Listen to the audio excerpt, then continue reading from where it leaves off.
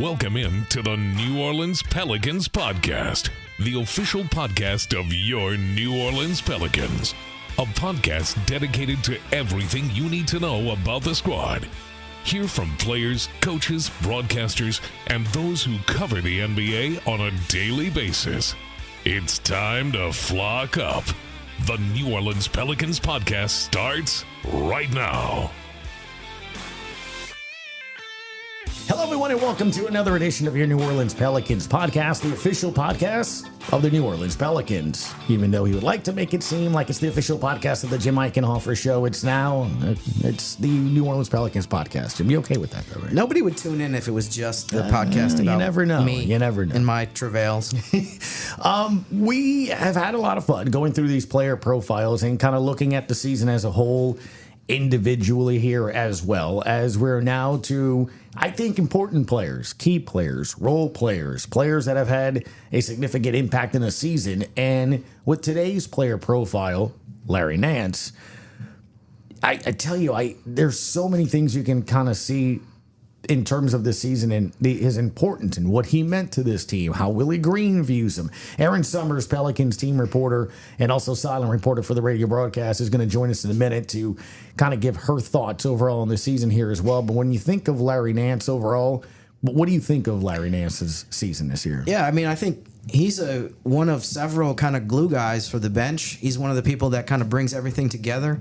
And I think no matter one of my biggest takeaways from the past season in terms of the starting unit and then the second unit, the reserves, the bench guys, is that no matter how you measure it, really the bench was more effective than the starters. Especially if you look at plus minus, I mean, over the course of the season, New Orleans' bench was second in plus minus among reserves. So as we kind of move forward, I think this summer and this offseason, Gus, I think that's one of the things we can think about maybe in the back of your mind somewhere is how do you get the starting group to be more cohesive? How do you fit things together? I mean, maybe the moves that you make are going to be based on trying to get it so that it's the right combination of five guys. You know, a lot of times it's not the five best players, the five most talented players yield the best results. Mm-hmm. And I think in terms of Larry Nance, and I mean, he's one of those guys that, you know, is very upfront saying, you know, I know I'm not a top 10, 15 talented player in the league, but I'm going to focus on all the things I do well and how that's going to impact the group overall.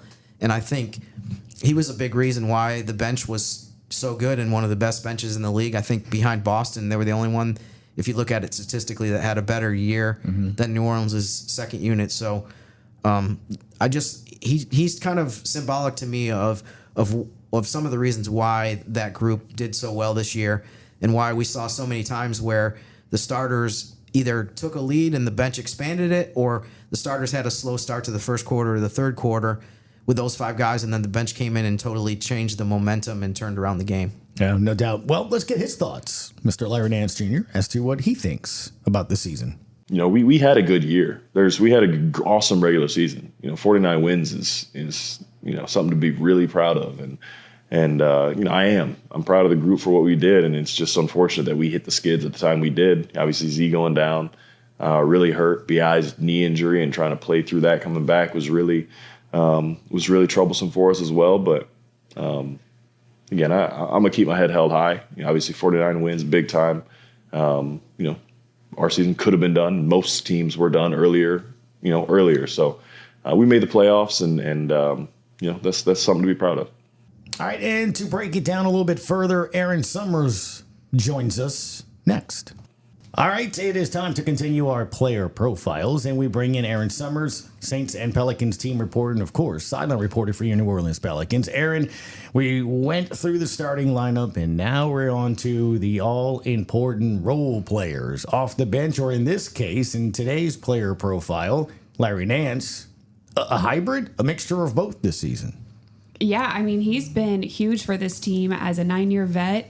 He's such a high IQ basketball player, and his defensive mind, his ability to tell everybody where to go and what to do has been so key for the bench unit. And then, you know, he can fly around, grab you some rebounds, and score. I think what he does on the court is huge, but it's more of what he adds off the court that's been key for this team and honestly for the community of New Orleans. as we know, it's always important to have someone around to tell people where to go. No, I didn't mean it that way. But no, that was one of the first things I wanted to ask you about him. You know, I asked a few players right after he was named as a nominee for Teammate of the Year about, you know, why he's such a highly regarded teammate. And I asked him as well. And as is the case with a lot of guys, the quotes that you get about people give about themselves aren't that great. But because people try to be humble. But, I mean, from what you've seen, you're around the team all the time. You're at practices. You're by the bench in the blender. I mean, how do you sum up just his contributions in that very intangible part of basketball as far as just being a teammate? Well, to your point, Larry's a great interview. But when it comes to talking about himself, he will say, yes, I've done this, I've done that. But I don't think he wants to sit there and be like, I'm the best teammate. Right. Even though he is, I would say, up there, but his teammates are the ones who, without prompting throughout the season, you know, last year when he first got here, telling you how much they valued him and how much knowledge he had and how much help he was and how he was, you know, taking players under his wing and really helping. I remember EJ Liddell. I mean, he couldn't even play, but he was spending a lot of time talking to Larry Nance because they shared similar positions and what they would do for the team. I love how he's always on top of everything. You can tell that man does his homework because, and actually, he went home for his daughter's birthday or daughter's birth. His daughter, right? I believe so, yeah. Yeah. Went home for the birth of his child, missed a couple games. They were on the road. I went home for my mom's wedding. We ended up on the same flight back from Charlotte to New Orleans. And I could see him. He was sitting right behind me, and he was on his computer watching film the entire flight. Yeah. And, you know, you could tell that it hurt a little bit that he wasn't there with the team, and he made a joke saying, well, they obviously didn't need me because they won the games. Right. And it was that road trip tough road trip at the end of the season where they ended up winning all those games. But you just can see how much work he puts in, how much he cares, and it relates to the way that he talks to his teammates during the games, the way that he's so vocal on the court, and they respect him because he's been there, he's done it, and he does put the work in. I was going to say, it's one of those things, too, and we all know and kind of need this, right? Jim and Erin, whether it's our relationships, friendships, even work environment, too. He's that friend that'll tell you the truth. Oh, for He's sure. that friend that'll check you, motivate you at the same time, tell you, I love you, but you're doing this wrong. Absolutely. You know what? And because when I think of, and when we're doing all these player profiles, was there a singular moment, something that sort of stood out? When I think of him, it's the team meeting. It's the, hey, everybody, let's have a sit down real quick. Right. You know, and I know he wasn't alone in doing it, but he was one of those guys that does that. I go to media day where I asked him, hey, what is the team goal? He goes, it's fourth or better. Like, we want to host. You know, everyone says 6, it'd be great. 6 is kind of our goal, but we want to host. Like, this is a guy that, to your point, can compartmentalize what's important mentally, physically, and at the same time be that motivator and also that guy that kind of checks you a little bit. And I think that's so important in life. And you do have friends like that. And sometimes you're like, I don't really care what you got to say. But when it comes to Larry, they listen. And it's because of the way that he presents it and then the work that he puts in and does for himself, what he's accomplished in the league. You know, he has earned that respect. I don't think he came in day one telling people what to do. He went about it the right way. He got to know the players. He got to know what made them tick. And he's talked about this. Sometimes something will work for somebody that doesn't work for somebody else. And he's so good at being that locker room leader that he takes the time to learn how to relate to each player and what will work best. I think we could probably have a poll on this or ask this question among each other. But for me, I thought he was the best interviewee on the team. Like, he was the guy that was by far that give you the most interesting answers. And I think you could almost split it into 2 categories. To me, CJ's might be the best interviewee in terms of on the court. Kind of, he can break down so many different aspects of, you know, the shots that he's getting, you know, the X's and O's and stuff like that. Larry is great at breaking down kind of some of the chemistry stuff, the communication stuff, the intangibles. But in terms of another thing I wanted to ask you specifically, Erin, based on your vantage point in the home games, I mean, how valuable do you think, we talked about how he's a great interviewee, he's a great communicator, but how valuable do you think that is, maybe on the defensive end, the fact that he is so good at being able to say, like, okay, you got to be here, you got to go here. It just seems like on the fly, that part of it is really important, and one of the reasons why his role sometimes increases because they need him so much on the defensive end.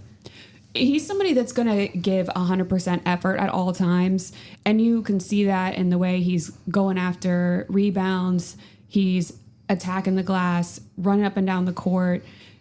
Yes, sometimes he, makes a mistake. Everybody does, but it's not for lack of effort with him and lack of trying to get people where they're supposed to be, or he's like, I would say, the quarterback of the second unit, but also the defense, especially on that side.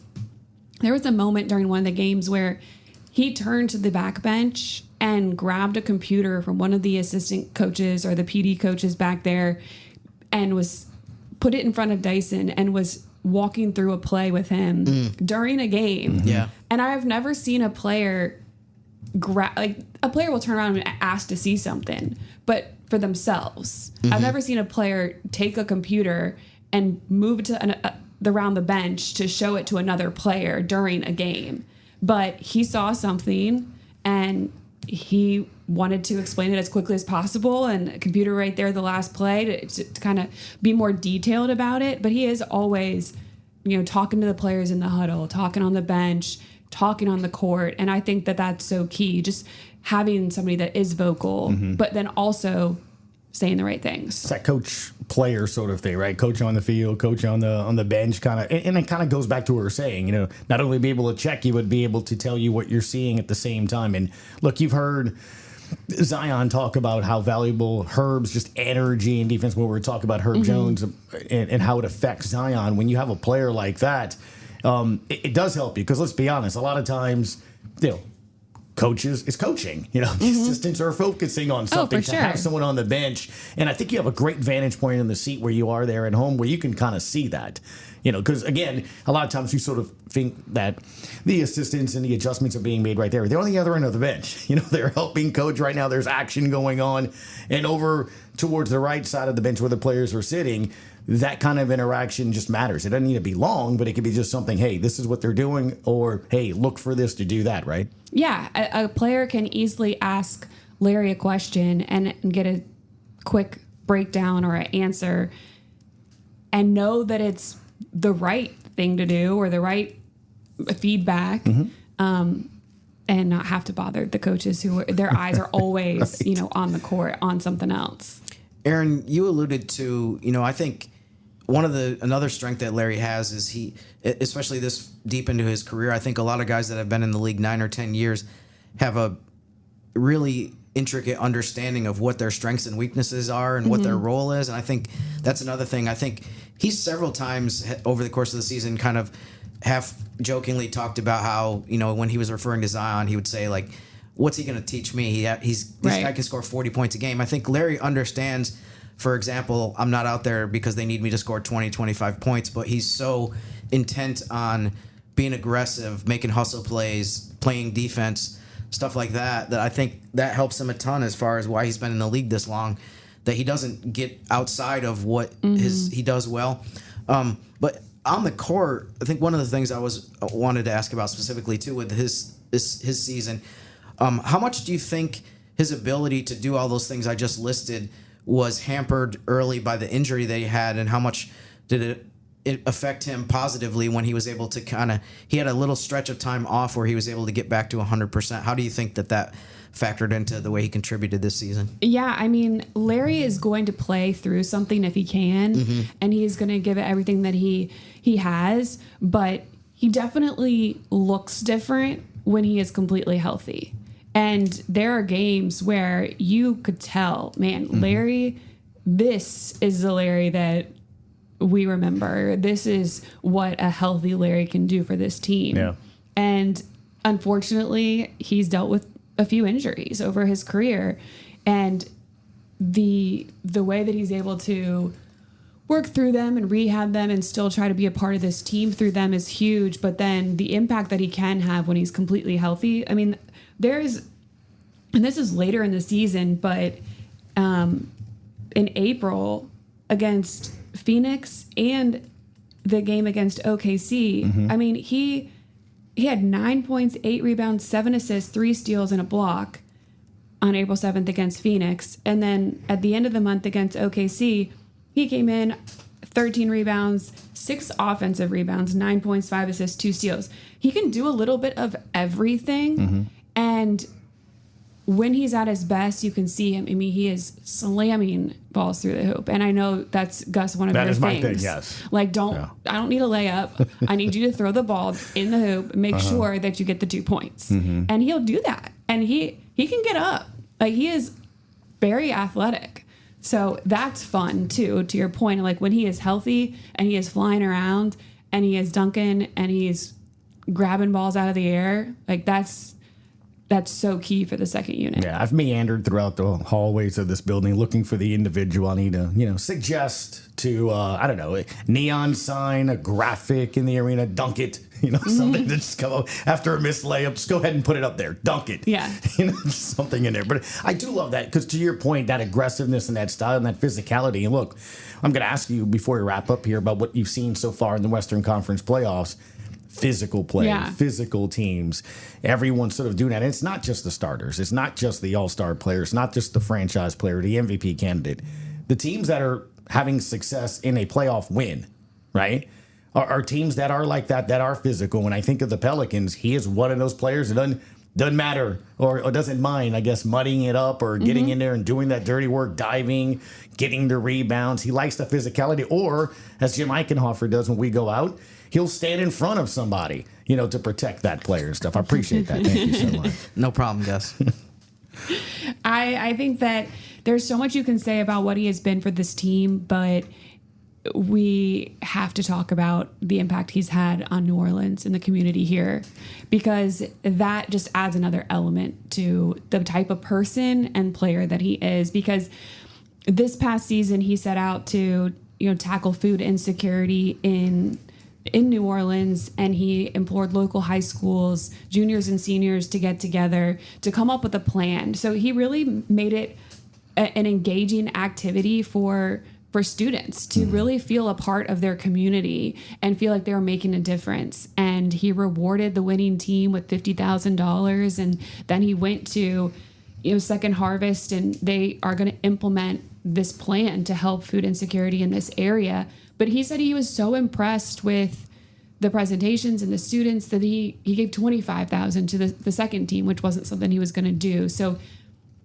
he's such a kind, caring person, and he really wants to help the community that he's involved in, the next generation, improve and leave it better than when he left. And I think that's something that not everybody has, and we should be very thankful that Larry has done that and ingratiated himself in this community. Yeah, no doubt. And that is definitely one of the things that makes him very unique and special, and why fans do love him. The other thing, too, Erin, as we wrap up here with our player profiles, we're still keeping an eye on the Western Conference playoff picture. The lottery was over the weekend, which was weird, right? I mean, it just seems like yesterday, a couple of years ago, we're like, are you going to win it? Or are you going to be in it? Jim and I were talking we were like, oh yeah, it's this weekend, because we usually we did like a breakdown 100%. About it. We were like counting down the days, but yeah, unfortunately, Pell's not in the lottery this upcoming draft. Yeah, so it is going to be interesting. The Pels do own the 17th pick right now, which belongs to the Lakers, or could. They could defer it until next year. They have to June 1st, so we got a little time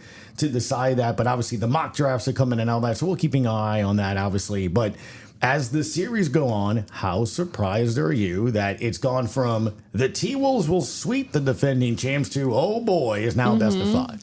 Yeah, I mean, both of the teams in the T-Wolves and the Nuggets, and then the Pacers and the Knicks took care of home court. Like, they took care of business. And now it's tied 2-2. And we have a series again. I mean, the way that the Pacers just absolutely dominated in their last game was, I don't think anybody expected that. The Pacers they basically, let's be serious, they don't play a lot of defense. You know, they score, and that's what they have to rely on. And their ability to kind of shut down the Knicks, although they are a little bit, you know, hurt. I was going to ask you, injured. I legit don't know how many players they have. They have 7, 8? I mean, like, Yeah. It doesn't seem like they have many players.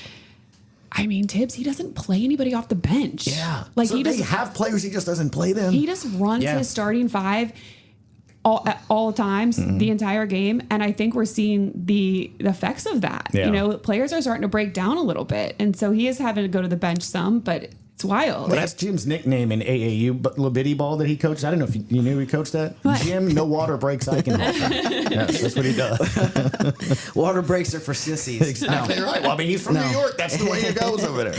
No, it's funny because in the fourth quarter, I know probably hardly anybody was still watching at this point, but the Knicks did put in 3 or 4 guys that hadn't played the whole series or the whole playoffs. So they actually do have other players like Shake Milton and Daquan Jeffries, people like that. But it's interesting because, I mean, one of my thoughts about the Knicks is in terms of, to me, you can't have it both ways if you're a media person. You can't be against load management, but also be like, how dare he play these guys this many minutes? You know what I mean? Yeah, so, poor Josh Hart. Like, he has literally played every single minute of every Incredible. game. Yeah. I do think at some point there is a limit at some point where it's like, okay, you play these guys this many minutes and they're playing these crazy intense playoff games and they're going to get tired and they're going to start losing steam a little bit. But on the other side of the coin, sometimes I think about, and I feel like no one really talks about this part of it, is if you're coaching a team and your best players are playing 35 minutes a game and the other team's best players are playing 45 minutes a game and you lose by 2, I mean, that might be the reason that you lost the game. And I know this is a totally revolutionary idea in today's NBA, but my thought is, I mean, these are the most important games of the season for all of these teams. So if you want to bump the minutes up, I think you should. But obviously, there's a limit somewhere where, you know, you start to have guys that just run out of gas. It's like, what is that fine line? But then also, if you do bump up their minutes, then you're reducing minutes from the people behind them. And then are they going to come in cold and not be in rhythm? And so there's like this, happy medium. Erin and I talked about this last week, and I legit think this could be another podcast, right? I mean, honestly, be a little, well, we could really delve Just into off-the-wall topics over the summer. Well, because we talked about developing your young players throughout the season in case you need them for, say, something like this in an old school to new school mentality. And I would love to maybe do a podcast on this in terms of maybe getting opinions on coaches and how they view it or take. Because with football, Erin, and again, you're the Saints team reporter as well, we've seen in this building over the last 3-4 months a change of philosophy because the game is changing, right? Last year at the end of the NFL season, Pat Mahomes' average touchdown pass was 3 seconds, Jim. I don't know if you know that. His first season was like 3 air yards. It was 15 air yards or more. In other words, hey, 1 Mississippi, 2, we're bombing it. Right. Now, quarterbacks, the NFL's getting rid of the football quick. So they're changing their philosophy. And you know this obviously from this past weekend, Clean Kubiak. That's kind of one of the things. I wonder if we're going to see, now that you have the CBA rule where players have to play more games if they want, you know, the awards and stuff.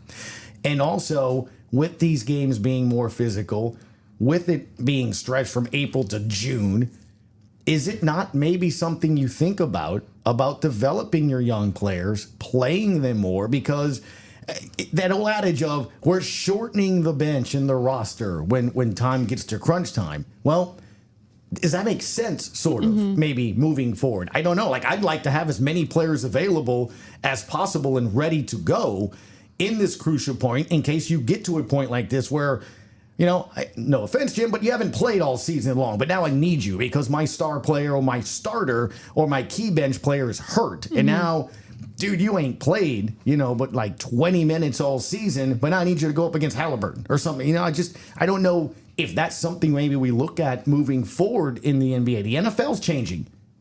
Is the NBA maybe changing or not? I think that OKC has shown that you can run your best players, but then also develop and feed into your young group. I mean, their entire team is young for the most part, and they've been playing. They all get run, and they're all ready to go when they get called upon. But how big of a drop off is there from your starting five to your bench? And how much is it going to cost you, to Jim's point, if your starters are only playing 20, 25 or whatever it is, and then your bench comes in and plays 20, 25. So it's tough. I think a lot of it is roster dependent as well. Yeah, and maybe it's not everybody on the team. Maybe there are a couple players that you really try to get more run and sprinkle in. You know, from a broad standpoint across the NBA, I think it's interesting to think about that we had a couple seasons where COVID impacted things, and because of that, by necessity, a lot of teams needed to have 13, 14 guys that could play because you had guys that were out because of COVID, and you had the amount of injuries has also kind of gradually increased over time. So I'm curious to see, to your point, Gus, how does the player participation policy this year meant that more of the top players were playing in more games? So a byproduct of that is, I think, in a lot of cases for a lot of teams, the 12th and 13th man didn't play at all. Whereas if you go back to the 2021 season, good point, that was limited attendance and COVID was a huge deal. You had guys that were on two-way contracts that knew that they were going to play. So, I mean, and now you have 3 two-way contracts. Right. I feel like it wasn't even intentional, the fact that all these teams all of a sudden needed to have more people be able to step into a game and play. But if the main guys are going to play more games and more minutes compared to what they did a few years ago, I do think that that's going to have an effect where it's going to be harder to make sure that your 11th and 12th man is ready for playoff time if you need him, if you have a couple injuries. So I'll be curious to see. But to me, the trend was totally going towards it.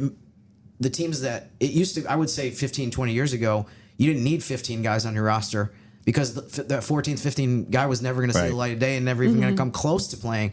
But now it was headed in a direction where when they added, to your point, Aaron, when they added another two-way contract, it was like, I don't think anybody across the league was like, we don't need that spot. I think it was almost at the point where it was like, as many guys as we can have that we could potentially use, the better. Does that make the G League even more important when I look at it like that? And maybe could that be a way of developing in terms of they end about a month right before the regular season ends? What about a playoff or something of that nature to kind of get players that sort of level of experience where they're competing for something and see what it's like? Maybe a best of 7, best of 5 series or something. I'm just trying to think of a way. Just like when we saw this weekend, like how does Rattler, how does Jake Hainer, how do they develop? I mean, you develop by playing real minutes. I mean, you can only simulate so much at practice. So I kind of wonder, that aspect of it. EJ Liddell was on a full contract this year, and he spent most of his time playing in the G League and getting run and developing that way. And I think for our organization, the Squadron, and TJ Saint, the head coach there, he tries to mimic what we do here at the Pelicans level to make sure that if they are moving up and down, that it's seamless for the player and they can be put into action and know the plays and understand everything the same way. It would be interesting to see if maybe you value that time down there a little bit differently and say, okay, you've played down there, you've played well, let's get you some minutes up here. And EJ really didn't get that opportunity this year. We had obviously a lot of other options. But yeah, I don't know. We'll see. I do feel like more is better always. And so if you can have more players, then you're going to want more players. But then it does create this conundrum with who gets time, how are rotations, how do you develop these players? How do you get them in rhythm? How are they developing chemistry with each other? Yeah, I mean, good for Pelicans, bad for EJ. I think if he had been available the previous season, he might have gotten more of an opportunity. The fact that the health of New Orleans was a lot better this season was one of the reasons why he never really got to crack the rotation or get to the point where even maybe once every couple weeks he was in there as like a 9th or 10th man because there were so many guys that were available. And that was a big change from the season before that. I mean, but everything could change this summer. We don't know. Yeah, never know. And that's the thing. I'm thinking of Carlo Matkovic, right? That comes, from overseas and gets over there and wants to get in and gets to play. But then to Jim's point, him versus Wembanyama, or do you want Larry, our player profile today? So it's just something to keep an eye on and just kind of look at it. It could just be, hey, that instance because the Knicks don't have those players or something. But it is interesting because you did bring that up watching that OKC series. They played and developed and lost with their young players. And now they have that experience in that time. And when you look at the Pels and other teams around the league, because of the new CBA rules, because you're limited in how many stars you can bring in, because you're limited in the amount of contracts, I almost wonder if teams are going to have to look at, hey, we have to develop our players. They have to come in and give us minutes.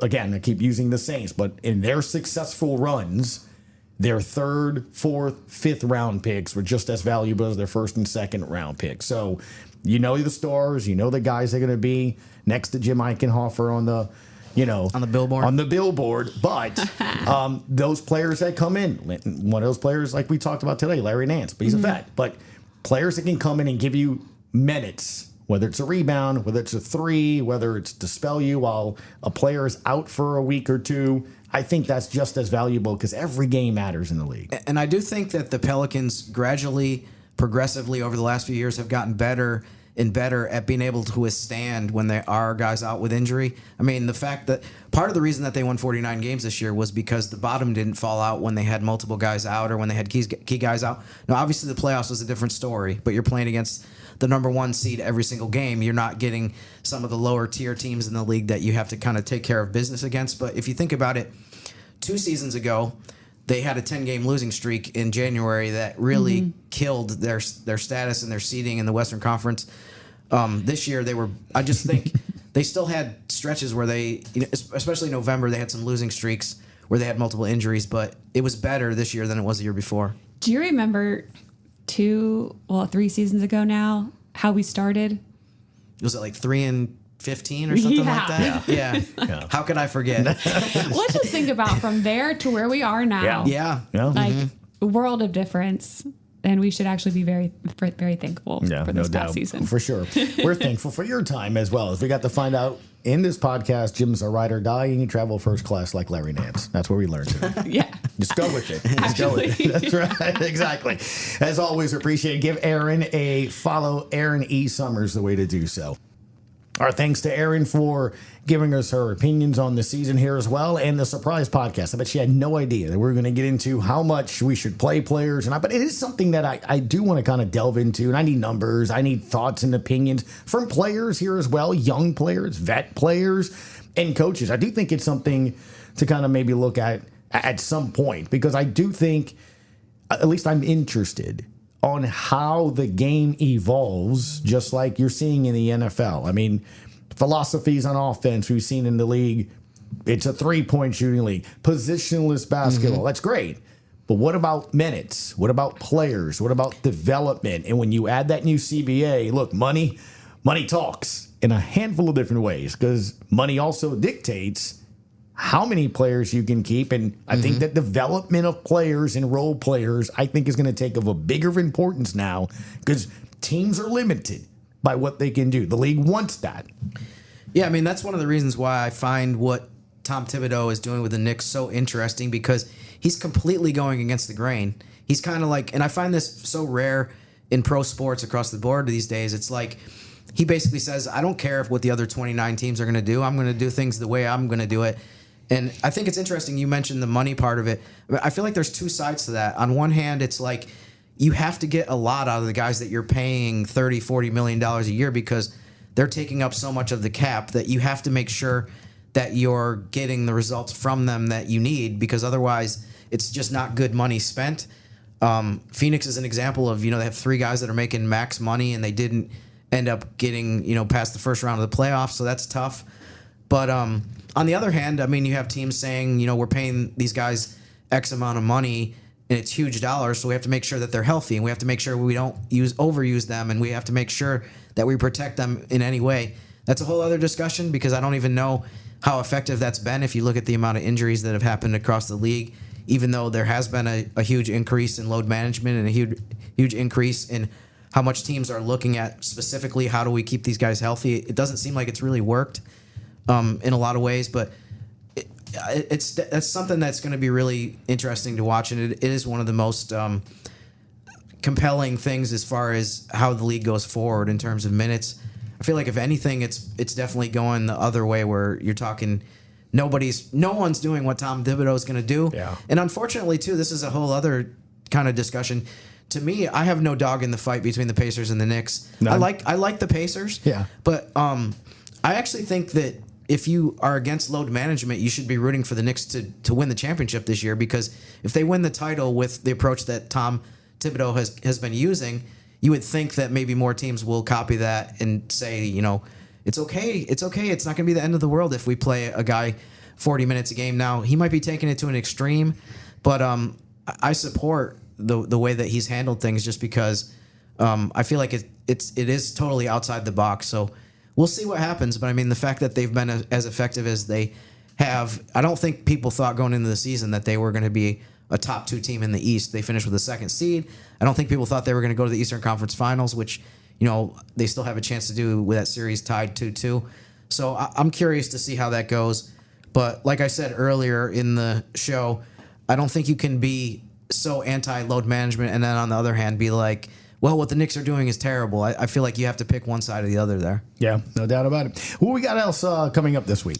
Yeah, we're going to have the rest of this week. We're going to have Jose Alvarado's recap is going to be Wednesday. Naji Marshall will be Thursday. Dyson Daniels will be Friday. And then next Monday, we'll close it out with Jordan Hawkins. And that'll be the last recap of the season. And by the way, the Larry Nance clip that we played earlier in the beginning part of the show, that was presented by The Squad, which is the documentary series on the Pelicans that people enjoy and love watching all those episodes. The final episode of that will be available soon. And as we progress through the rest of these player recaps, we're going to continue to have clips that were provided by them. So thank you to The Squad and the video production team for helping us out with some clips and some interviews that they did the day after the season ended. As always, appreciate the time, Mr. Jim Eichenhofer. We'll see you soon, sir. Thank you, Gus. And you can see him over on social media, not only on Pelicans.com, but Jim_Eichenhofer. We'll see you next time on the New Orleans Pelicans Podcast. Thanks for listening to the New Orleans Pelicans Podcast. Join us 3 times per week on Pelicans.com, the Pelicans mobile app, the iHeartRadio app, or where you get your podcasts. And be sure to give Jim and Gus a follow on X at Jim_Eichenhofer and GCat_17. We'll see you next time, right here on the New Orleans Pelicans Podcast.